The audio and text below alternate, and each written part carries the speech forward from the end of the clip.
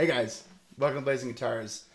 Today, I just wanted to share a couple updates on my personal life and some updates to the channel. This is my first live stream, and there's a really good reason for that. I haven't posted in a couple weeks, and the primary reason is because my wife and I just welcomed two baby girls into the world on last month. So my life has been a little hectic, and so just trying to figure out how to keep the channel going.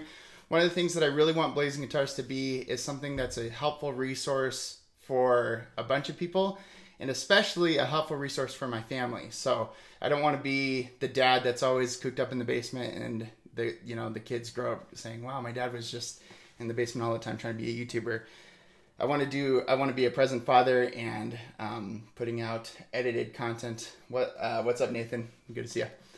So putting out edited content all the time was just taking up too much time, and I'm gonna have to learn how to kind of tweak that. And there will be edited content in the future, but just want to play with some different ideas and to try to go live a little bit more, and hopefully get better at this too. So figuring out light a little bit better and figuring out audio and sound and all that good stuff, which is all stuff that I love. So Blazing Guitars started just because I was, growing up, I was just in a really, really small church without a lot of resources, and I want to be a resource for people. And so I remember when mission teams would come down and there was a guitar player and he'd have a cool chord that I'd never seen before. I would just, try to grab him and hey, what was that?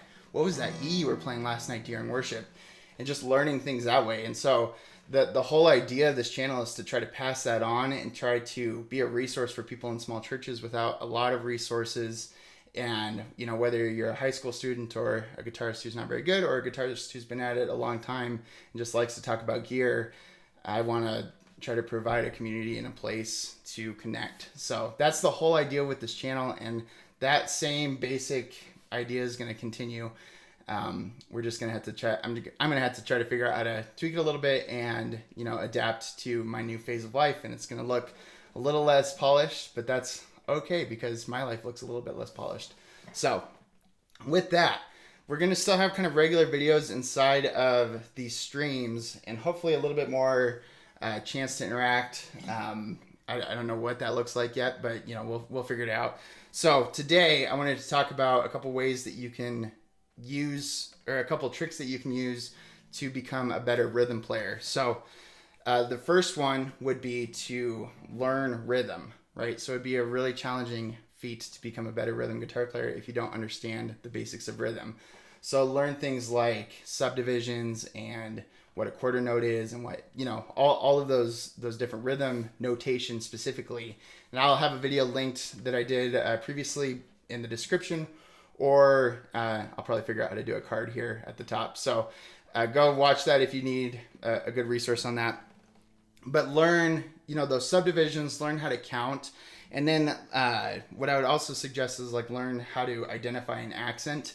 So an accent in music is kind of a beat that has more stress on it. So often that's can be on the 1 and 2 or the 3 and 4. That'll kind of define clapping a little bit. But if you go 1, 2, 3, 4, 1, 2, 3, 4, 1, 2, 3, 4, you can hear I have an accent on that 1. And why that specifically matters with rhythm guitar playing is because you can accent as you're strumming. So if you go that same accent 1, 2, 3, 4, 1, 2, 3, 4, 1. Or you might have just a different groove with different accents. And what you really want to do is, as a rhythm guitar player, you want to be able to find those accents and be able to play them. So you might hear a groove that's like da ticka ticka da ticka ticka da, and then you'd want to be able to strum that. So you'd go, and all I'm doing is primarily on the accent. That's generally when you do a downstroke, and then the upstrokes are kind of the lesser accents.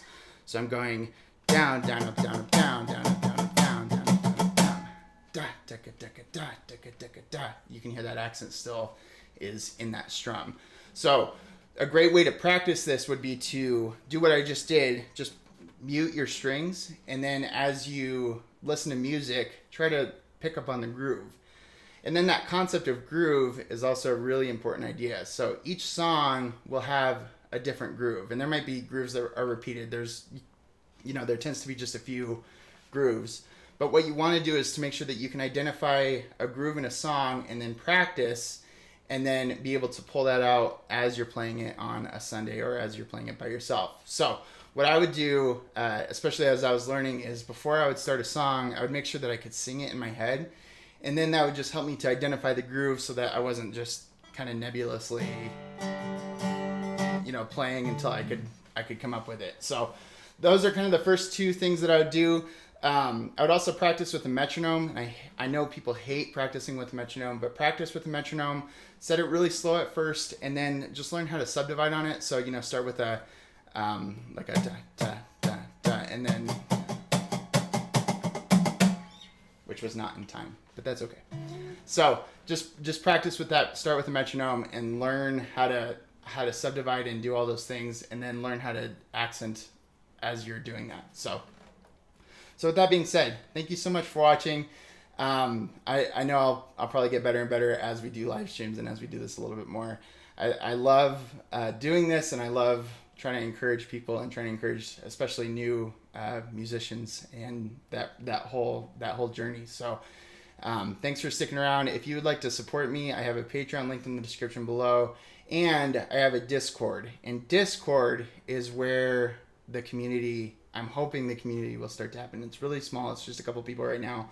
I think it's me and my wife and like 3 other people. So it's really, really small. But if you want to jump in, that's kind of where I want to start, this conversation and this idea of gear. And, maybe for example, this past, during COVID, I wanted to find a resource for worship leaders so that we could go through it together as a band.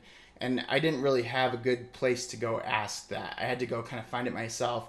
And I would love for that Discord to be a good resource for people, especially if they're in small churches or in large churches. I would love it to be a resource in a community for worship leaders to come together and just be able to support each other and help each other. So if that sounds interesting to you, that will be linked in the description below. And with all that being said, thank you so much for watching.